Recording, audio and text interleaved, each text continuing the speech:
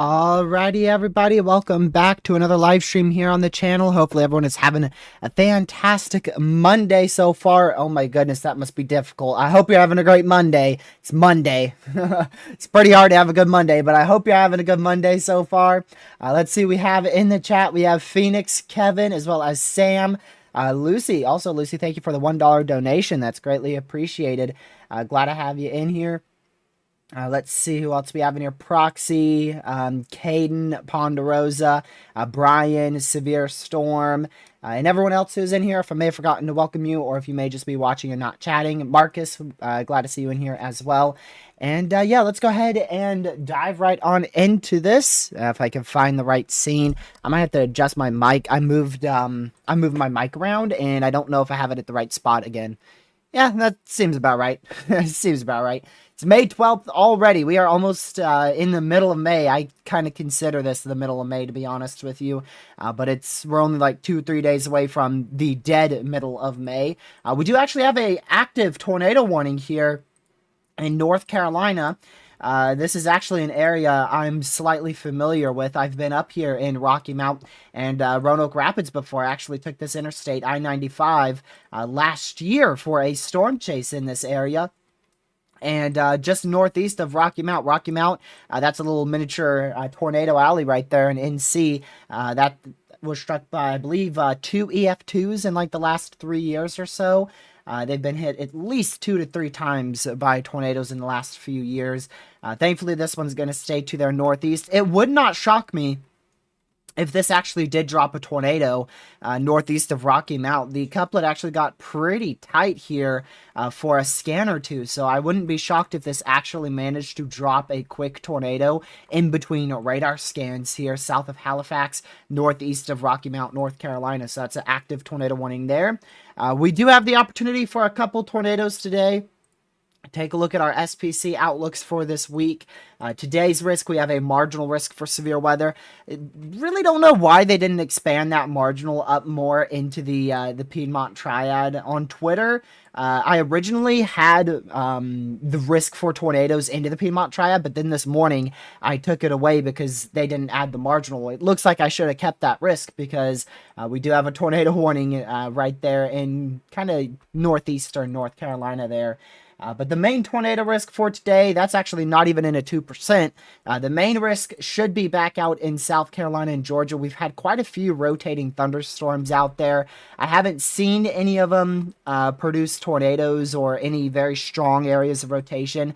There's been, a few little weak couplets here and there throughout the day, but nothing that has really warranted any tornado warnings out in this area. for most of the day today. Also, back out in Huntsville, we've had a few discrete cells that have tried to produce tornadoes. Some of them have successfully produced areas of rotation. We've had a report or two of a wall cloud around the Huntsville, Alabama area earlier today. We do have a severe storm tour possible right now, making its way just to the northwest of the I-74 corridor, I-75 rather, I-75 corridor here in eastern Tennessee. I drove very close to this area to get to Talladega, Alabama. I drove right along this interstate, went right through Chattanooga there. So this is actually pretty close to where I got one of the best storms of the year, for me at least. On my way to Talladega, I encountered a very strong storm around the Knoxville area.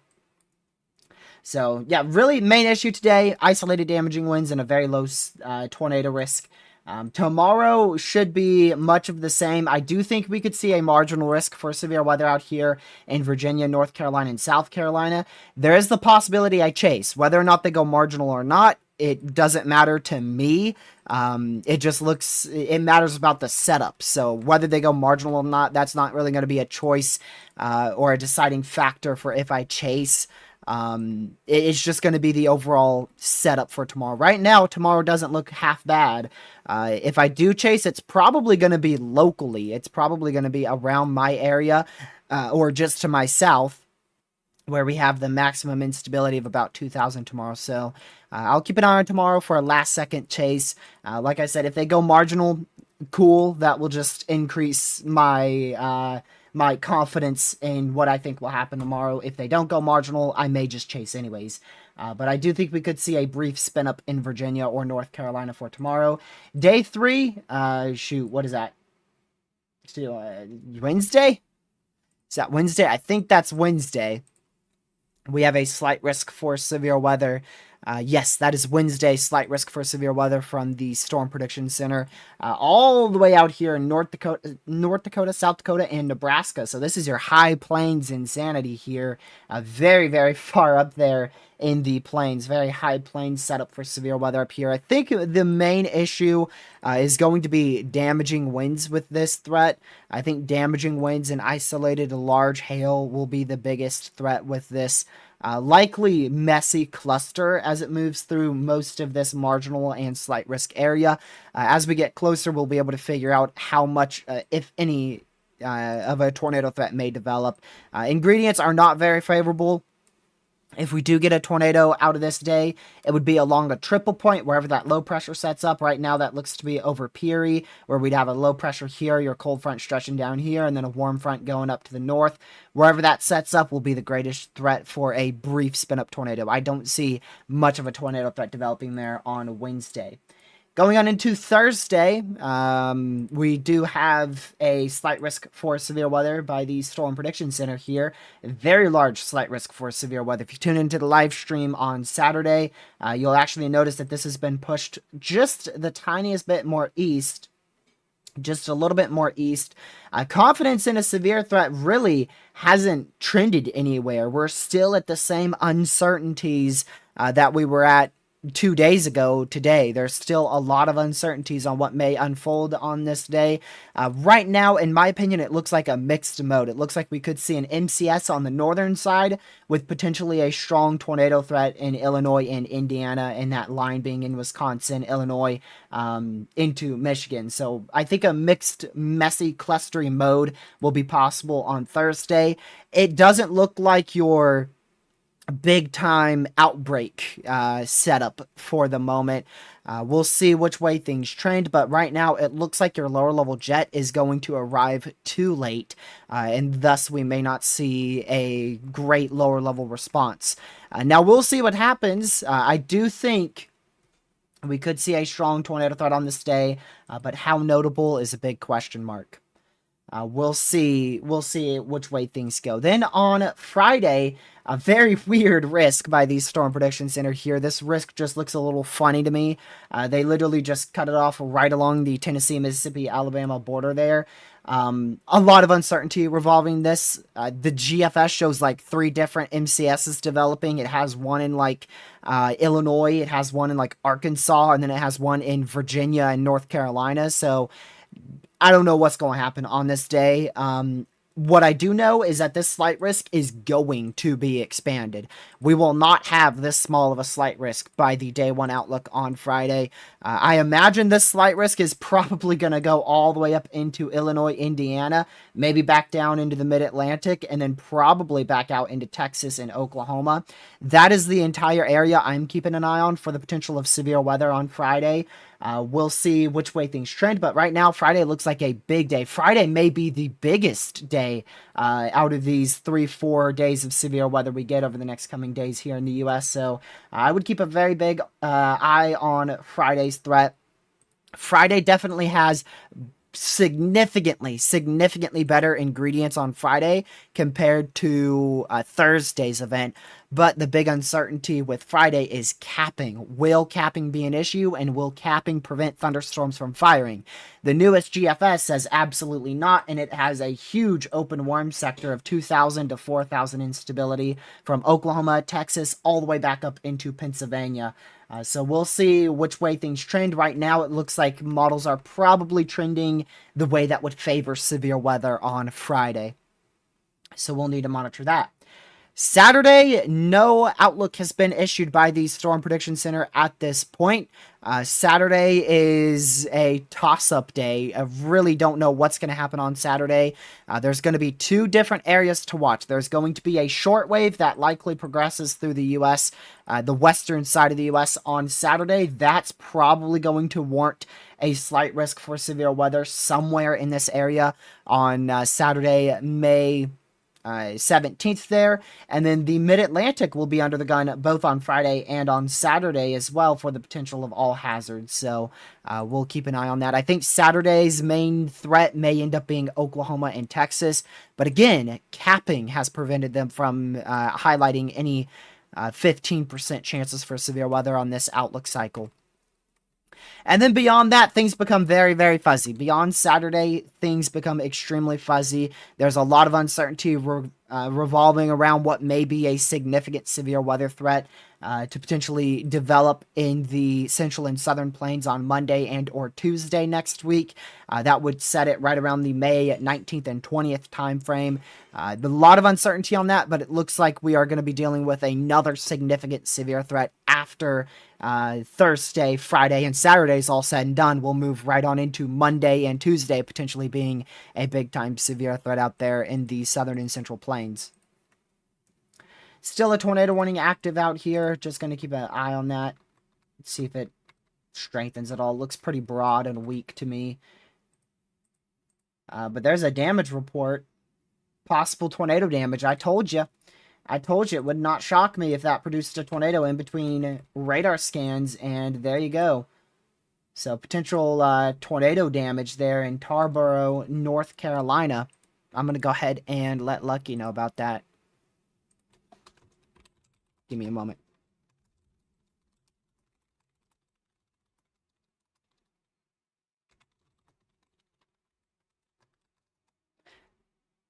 Okay.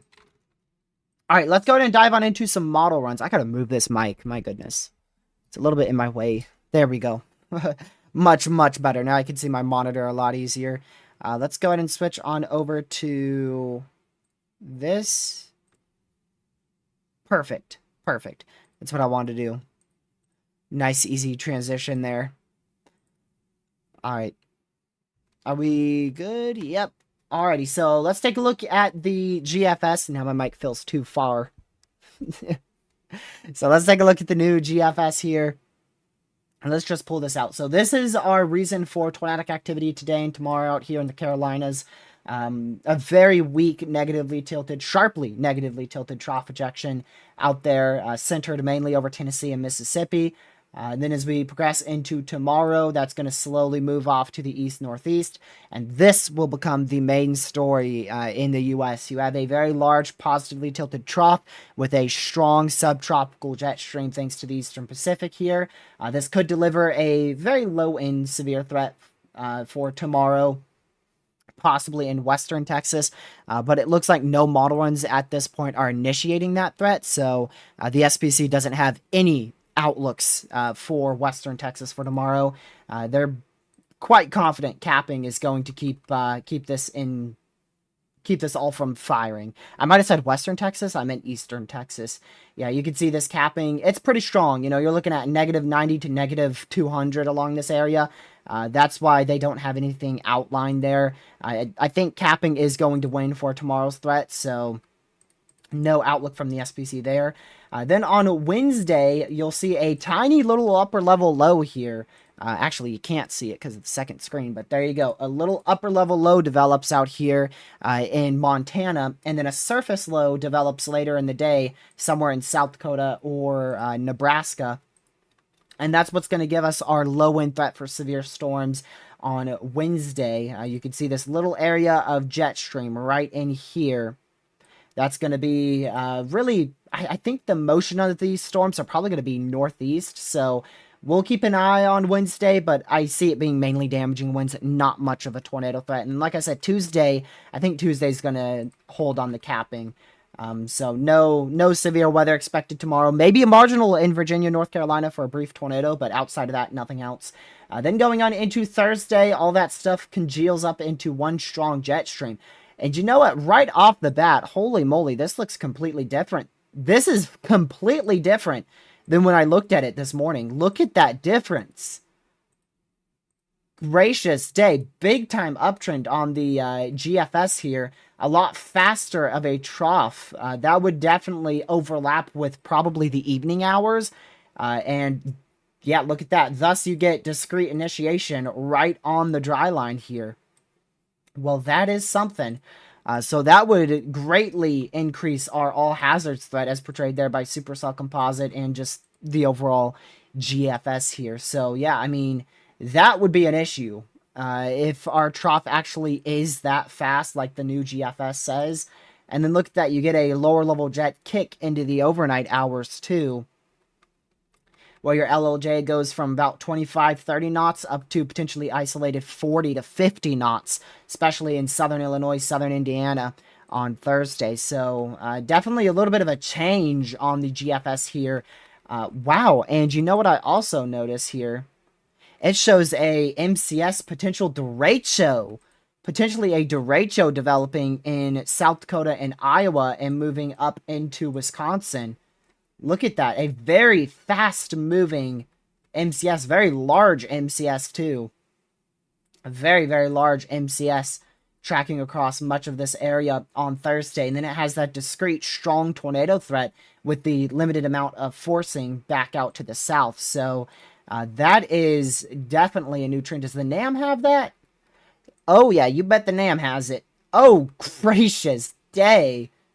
Yeah, that's something. And if that has any more than 2,000 instability, it has the potential for a derecho. And you can see there, that's 2,000, 2,500 in central Wisconsin. And then actually up to 4,000, isolated 5,000 in northern Illinois.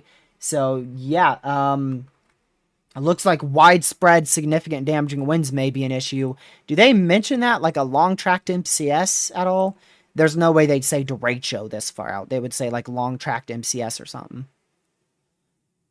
Active pattern of severe weather is anticipated early next week as recent trends on long-range guidance transition from a progressive upper-level regime is expected over the next couple of days as upper-level waves traverse the U.S.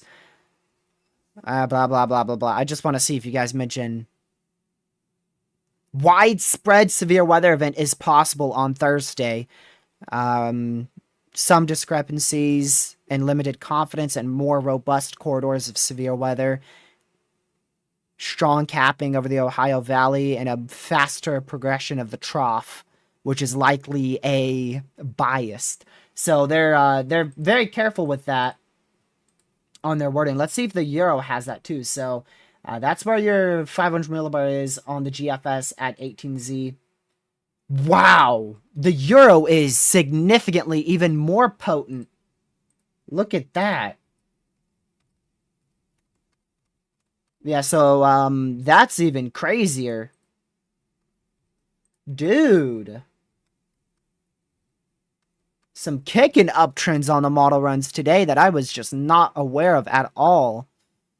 Widespread severe weather event is possible, yeah. So they're definitely mentioning a more widespread event. Discrete to semi-discrete convection on the eastern fringe of the EML.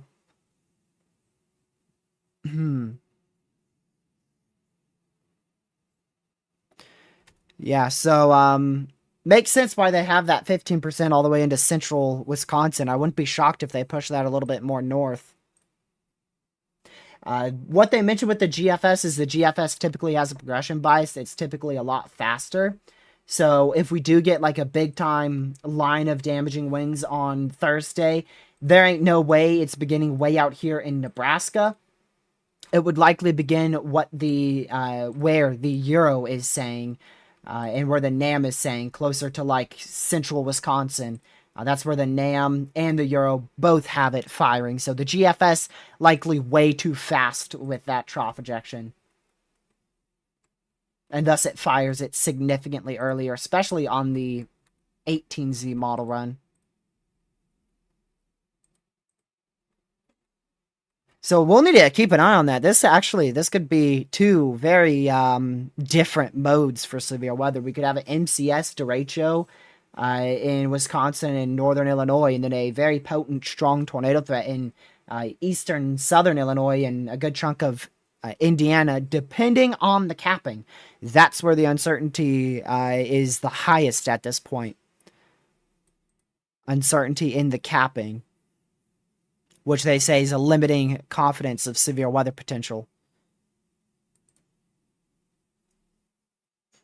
Also on day 5 on Friday, given the thermodynamic and kinematic environment forecasted by ensembles at this guidance and range, such a cluster and line should pose the threat for severe weather. A 15% chance for severe weather has been added where the greatest rainfall signal exists over this regime.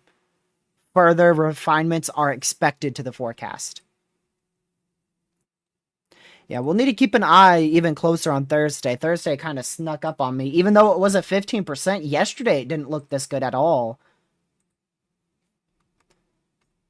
Yeah, see, yesterday your main trough was way back here at 21Z. And then on the newest guidance, it's definitely more east. And it's also a lot more negative, too. Where's your surface low? You get a double low to develop. So that would be the low pressure there on the GFS that would allow for a MCS or derecho threat in that area. And you can see there's definitely a limited amount of forcing south of that. Right in here would be that strong tornado threat. That limited area of forcing. But the GFS does fire in that area. GFS definitely fires in that area.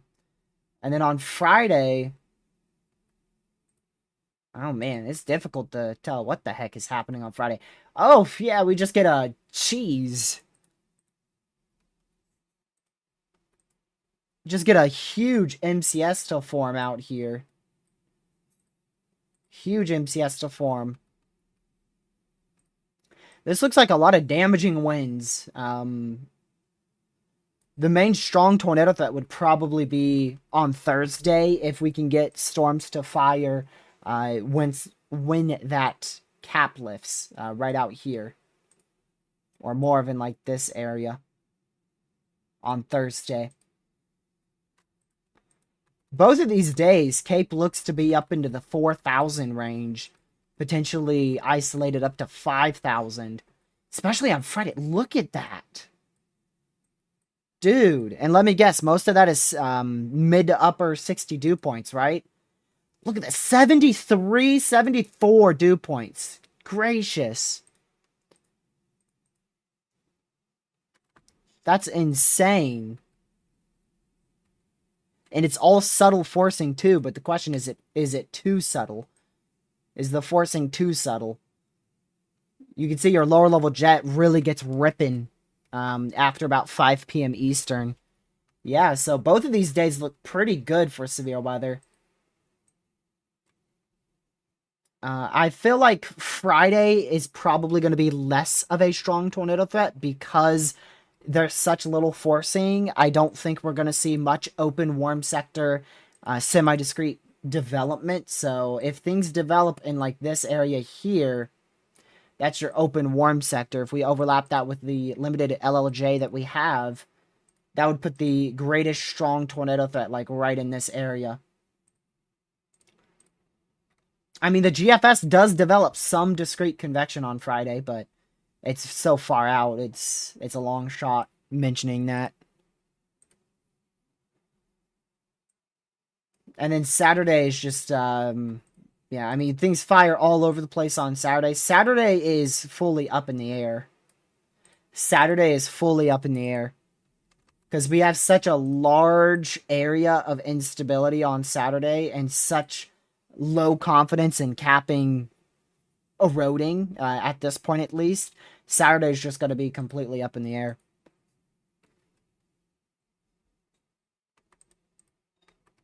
But look at that. The GFS is very confident on a very potent, well-amplified shortwave there. Oh, great. This is going to be a crazy one. Look at the Giga Trough moving across the four corners here. Dude. I wish I could go out a little bit more. It's almost all the way out. That's next Monday right there.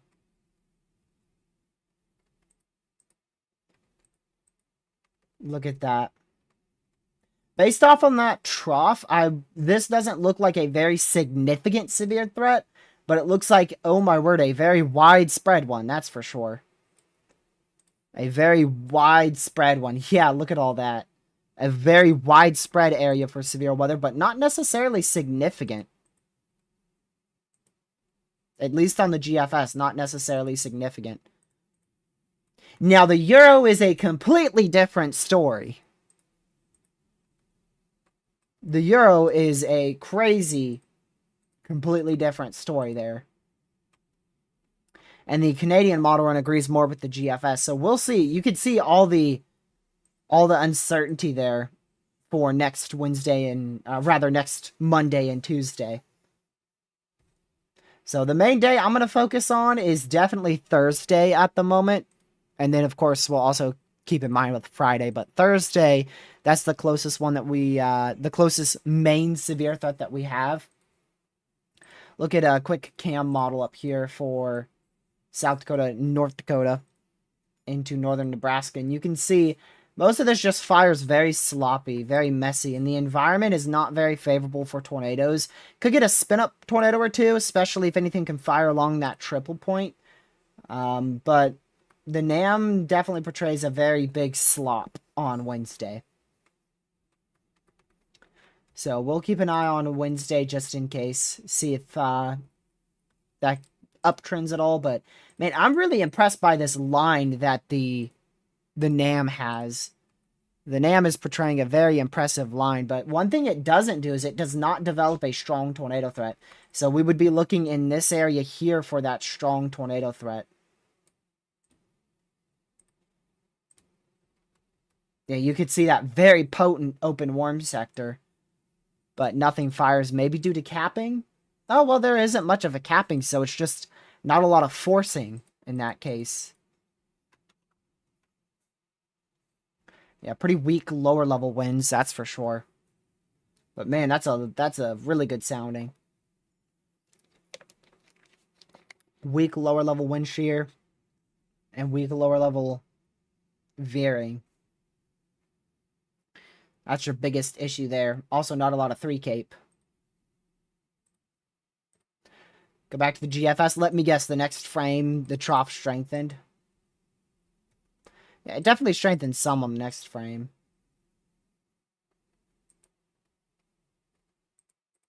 What about the lower level response? Yeah, that could still be a significant threat. Like Monday or Tuesday next week. But we got to take it one trough at a time. So first we got to get through Thursday, that's for sure. Thursday is going to be could be pretty crazy on Thursday. Look at the Canadian, man. 2,000 to 3,000 instability. That just shows a full-blown derecho. Like, look at that. Just shows a full-blown derecho right there. That's crazy. And again, it doesn't develop any of that strong tornado threat in Illinois or Indiana, so that's southern side of the risk here on day 4. If that capping wins and we don't get a lot of strong forcing, this whole area might not see much if that is the case. But I wouldn't bet on that just yet at all. Once we get closer, I'm sure some convective allowing models, some cams, are going to start initiating on that dry line. Also, what's the dry line orientation? That's a very big role. Interesting. So I'm not sure exactly what orientation is the most favorable for dry line convection with subtle forcing, but I would have to imagine it's probably more north to south orientated, like this, more north to south. So that, in my opinion, I think that would end up being more favorable for convection to develop along the dry line. The Euro does have at least one supercell firing on that day. Thursday night.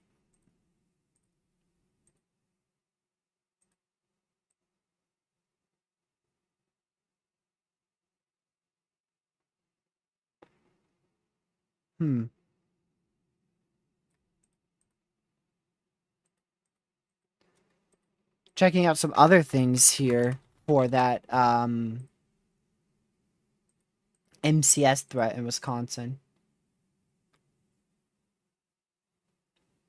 Yeah. I don't think they're going to upgrade to a day 3 enhanced. There's too much uncertainty for that. This looks... There's a lot of uncertainty on how it's going to evolve. We'll definitely know more once we get towards the NAM 3K and other convective models. Doesn't the RRFSA or go out that far?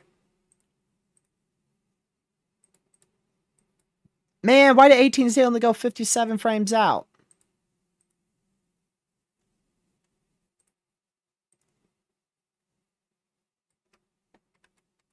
What the heck?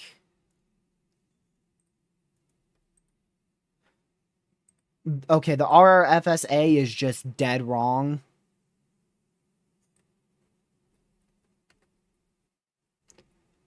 What? Hold on, I gotta look at this on the GFS. So at 18Z, the GFS has your trough being here, right? That's where your main trough is. The RRFSA has your main trough being here. You know how big of a difference that is? What is this model run on? It's like, what, 150 miles too slow with the trough? It's the only model run that shows that, too.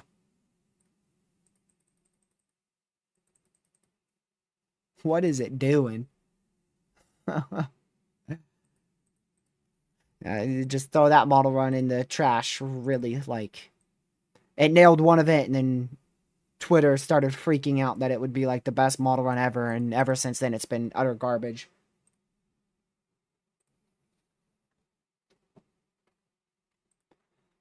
Alright, let's look at the dew points here.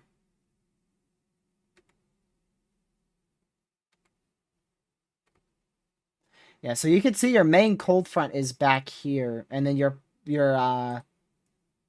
little area of best dew points is right here. So once those clash, which is not till like midnight, like 12 a.m., technically Friday morning, extremely late Thursday night, that's when the GFS initiates thunderstorms.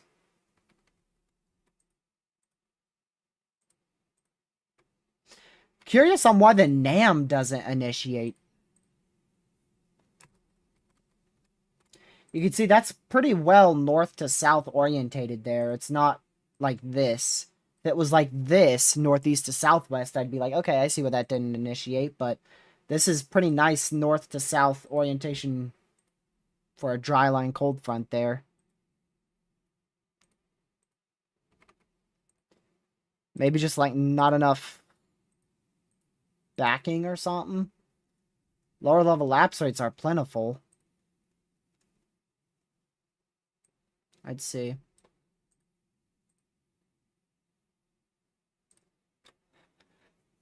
Mm-hmm. Yep. Lower level wind shear.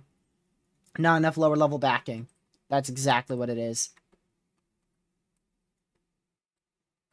That should change into the overnight, though, but still nothing develops in Indiana. You can see little tiny blips try to get going on this model run, but they don't fully develop at all. So, bit of a forcing issue, but that should be fixed into the overnight hours, so I wouldn't be so sold on nothing firing in our main risk area. But if nothing does fire in the risk area in Illinois or Indiana on Thursday, we know that it is probably a lower level wind shear issue. See, the GFS is like completely different with the... Oh, well, nope, never mind. Scratch that. Scratch what I was about to say. So we'll keep an eye on that. It's definitely not the perfect setup for strong tornadoes, I could tell you that. But it's definitely catching my eye for a MCS/derecho potential further north up into Wisconsin. I do think we could still have a strong tornado threat develop if we get any supercells in the warm sector out here. Wherever that may be, very unsure on exactly where, but somewhere from central Illinois back towards Indiana, Ohio, and Michigan.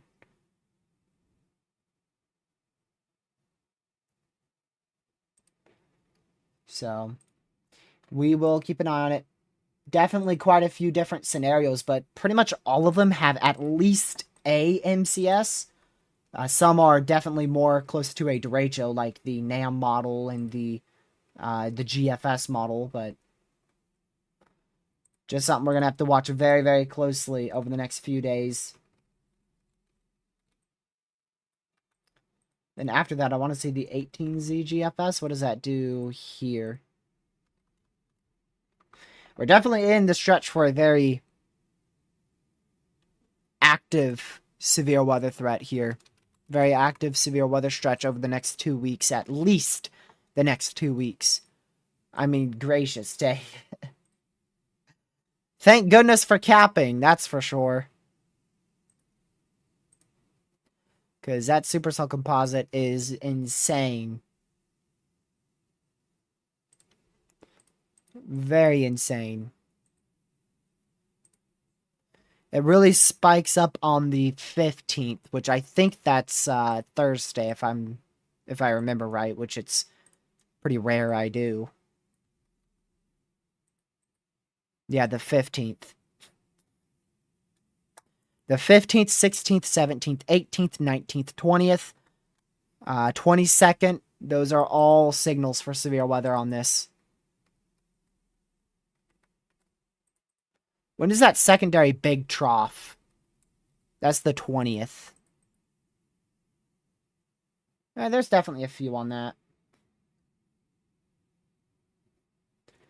A lot of lines everywhere, that's for sure.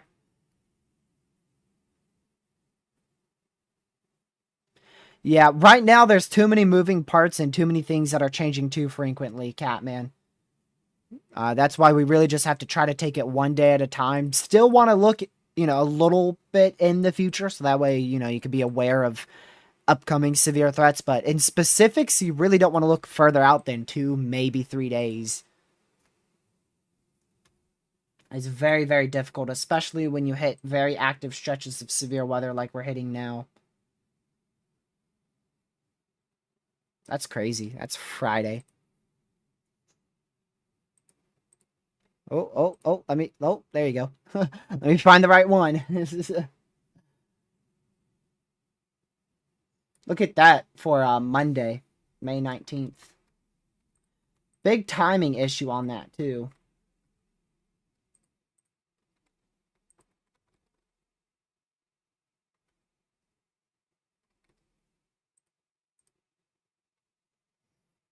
Yeah, see a lot of different scenarios here. Some have it a lot more significant, a lot more amplified, whilst others have it barely even being well structured and well together. A lot of your ensembles, though, definitely agree on Thursday, with the trough being a little bit faster than what they were showing yesterday. A lot of them have that main forcing arriving in northern Illinois, southwest Wisconsin, about 18 to 21Z. So keep a very close eye on it. But if you guys haven't already, make sure you hit that like button, subscribe to the channel with the notification bell set to all. Daily streams are expected from here on out. We'll be live tomorrow, Wednesday, Thursday, Friday, Saturday, and we'll see about Sunday. See what changes by the time we come around to Sunday. And then we'll... I don't think I'm going to get a break. You know what? Now thinking of it, we'll probably be live Sunday because of the next threat. And then Monday, that's when your next trough comes in. So Monday will probably be live, and Tuesday. Man, y'all go and see me daily for like 9 days straight. Man, it's going to be a long 2 weeks, y'all. It is going to be a long 2 weeks. Better buckle up, that's for sure. Especially if you're a storm chaser, man. Chasers are they're going to have a field day with this one. Hopefully some people plan their chasecation for this upcoming week or next week, because, man, it's going to be a good week or two to be in the plains.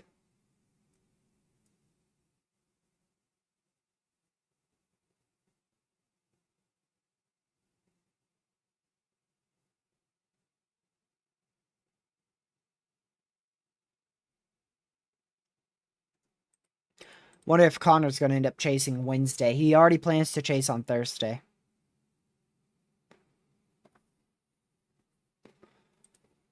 Want to see the rest of that GFS run here.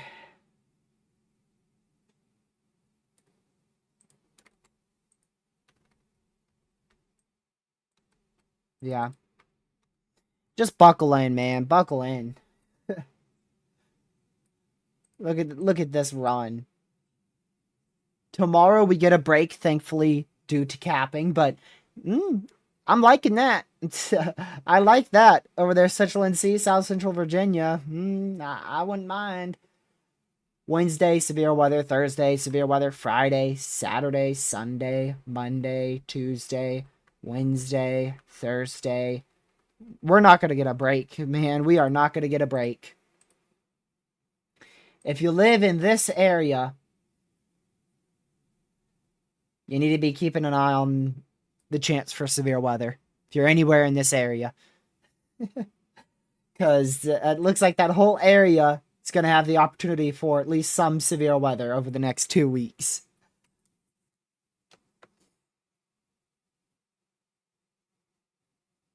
Trying to see if there's any place where that may not verify. Like, literally, that whole area, I think at some point, that whole area gets supercell composite.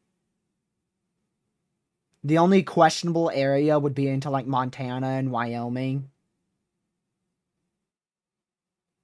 But really, it's like that whole area for the next 2 weeks is under the gun for significant... No, not significant, my bad. For some severe weather. Significant severe weather is a different story. Right now, it looks like we could have the chance for a strong tornado in Illinois, Indiana, and maybe a MCS or derecho up in this area on Thursday. Outside of Thursday, there's too much uncertainty to talk about significant severe weather for now. Tomorrow, things should become a lot clearer. Every day from here on out, we're just going to get a lot more and more and more information.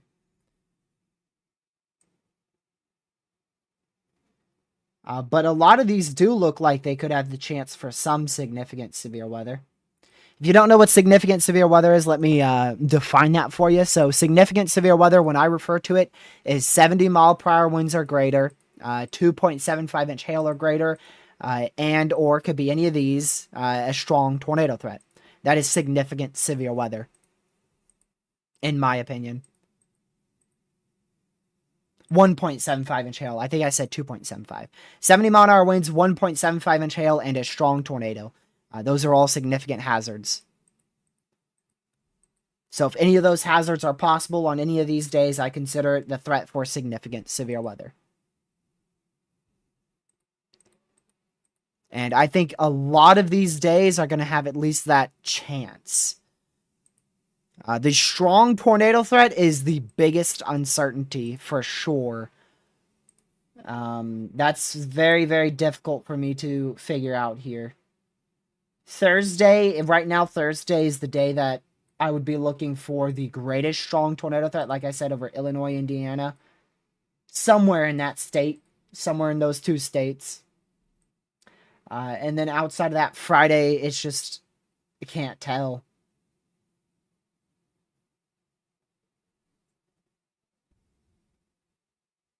So we'll see.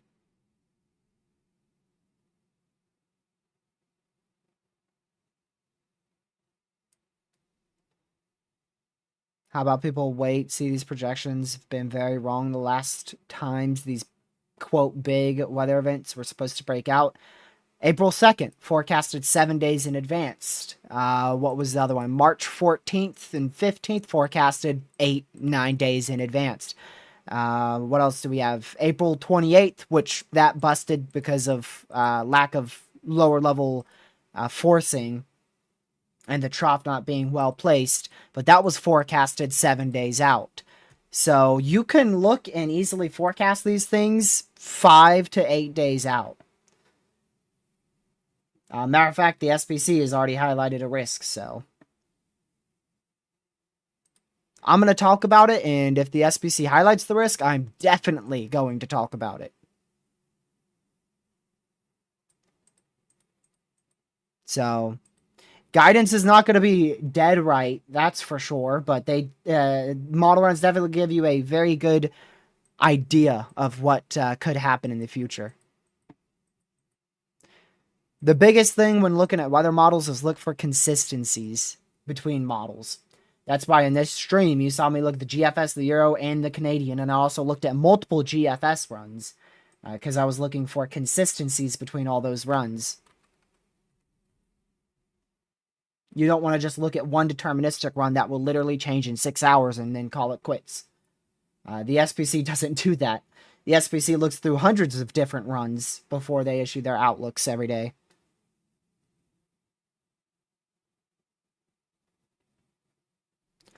Girl Dev Thursday is completely 50-50. Storms literally could simply just not fire if that lid over the atmosphere holds, or if the trough is a little slower, you literally could end up with not even rain on Thursday. Right now, the SPC doesn't think that's going to be the case, which is why they have that 15% chance for severe weather out for the entire state of Indiana. If you live anywhere in Indiana, you're under the gun for severe weather, according to the SPC for Thursday. And that strong tornado threat is very, very uncertain at this point. We know for sure there will be a chance for at least a strong tornado somewhere on Thursday. We know that's going to be the opportunity for a strong tornado, but exactly where and if it will be more than one is a big question. I say we know that because the environment is quite favorable, especially in like Wisconsin, southern Illinois, eastern Illinois, most of Indiana, Ohio. You guys all have a favorable environment for strong tornadoes. But again, that lid over the atmosphere, it's going to stop some storms from firing.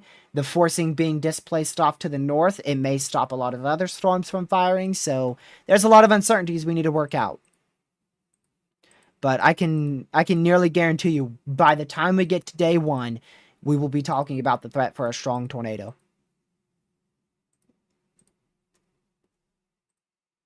Somewhere in our risk area.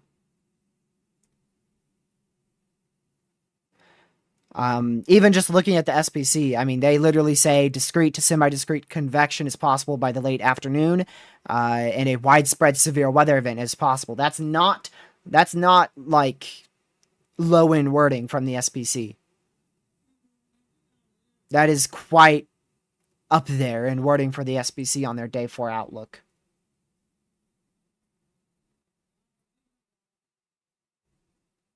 Infinite, I've been doing this for more than 5 years. I've watched and contacted meteorologists who have done this for longer than I've been alive. I know how to do the weather, buddy. Don't tell me how to do my job, and I won't tell you how to do yours. I literally study this stuff. I don't just come on here and then show you a model run and act like it's going to happen exactly in that case.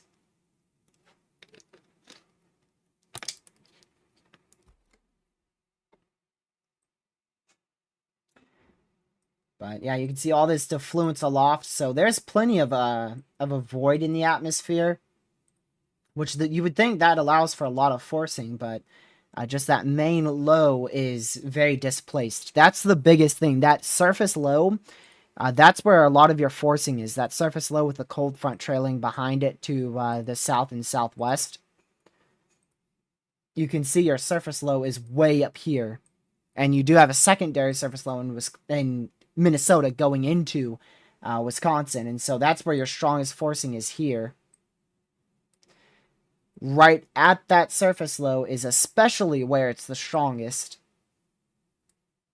And so that's where the GFS really initiates all of those thunderstorms at. And the GFS, like I said, it does have that potentially strong tornado threat developing in Illinois and Indiana, but that's a big question mark. I want to keep reiterating that there will be at least the chance for a strong tornado somewhere on Thursday. But it's at this point, it looks more conditional in Illinois and Indiana because there's a lot of uncertainty on that cap. And then further to the north up here, it looks like a big time damaging wind event in this area. So 2 completely different modes for severe weather. One discrete to semi-discrete, and the other completely linear and mainly just a line. So by the time we get to day 1, we'll be able to figure out exactly how high in this threat may be, or fingers crossed, hopefully it just all downtrends. That would be awesome. That would be awesome if it just all completely downtrends.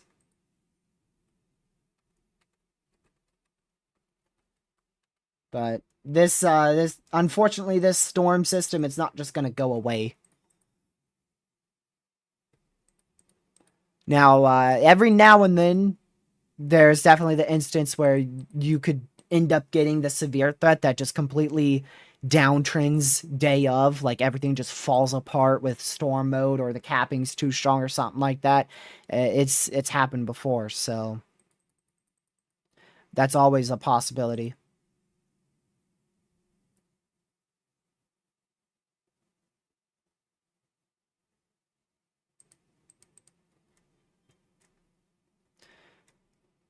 So we'll continue to monitor the threat, but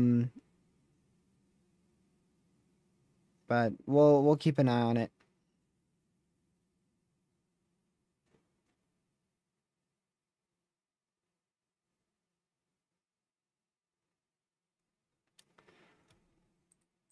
So just if you are in this risk area here for Thursday, make sure you're hyper weather aware. That's a very large area to keep an eye on the risk for severe weather. That is where the SPC has a slight risk. Already a level 2 out of 5. Already a level 2 out of 5 in place on their day 4 outlook for Thursday. All the way from central Wisconsin down to Tennessee and Arkansas. And like I said, I think there will be 2 different modes here. I think we will have that strong tornado threat if any storms can fire. If any storms can fire, we will have that opportunity for all significant hazards in this area. And then on the northern side, that's where you will have a slightly more guaranteed threat for at least damaging winds. Tornado risk is unknown at this point, and the hail risk will probably be minimal if it's just a line. So those are the 2 different modes to watch: damaging winds, maybe a tornado risk, we'll see, on that northern side in the red, and then that conditional all hazards significant threat in Illinois, Indiana, Ohio, back down to Arkansas and Tennessee. Of course, that's what models show right now. When we get closer, things may trend for the better or for the worse. Yesterday, this event didn't look even close to robust. I really wasn't that concerned for it. And then after this model analysis we just did over the last hour, it does look like we could see quite the significant threat for at least damaging winds. Damaging winds look to be at least the possibility for a significant hazard there. Sorry, I just got distracted. Apparently, 40 minutes ago, we had a potentially unwarned tornado west of Palm Beach, Florida. I don't know exactly where that is. I think that's somewhere down here.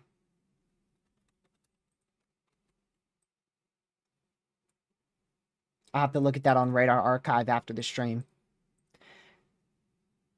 But yeah, just make sure you're staying weather aware if you're in the main risk area for Thursday. I'll be back on here tomorrow with another update. We're going to conclude the stream here. I'll send you guys on over to Lucky. So I'll be on Lucky's stream too directly after this. So if you just want to hang in the chat for a little bit, in about 3-4 minutes, you'll be directly redirected to Lucky's stream. If you haven't already, make sure you hit the subscribe button, like the live stream, and share the channel with your family, friends, social media. Again, for that strong tornado threat, I do think we are going to be talking about the threat for strong tornadoes on day one. At this point, it looks a little bit more conditional. That capping could easily end up making this threat not as significant as what its ceiling may be. So we'll keep an eye on it, see what happens. I'll send you guys on over to Lucky here. He's already live, so if you know Lucky's channel, you could go right now. If you don't, you can wait about 3 minutes until you're automatically redirected there.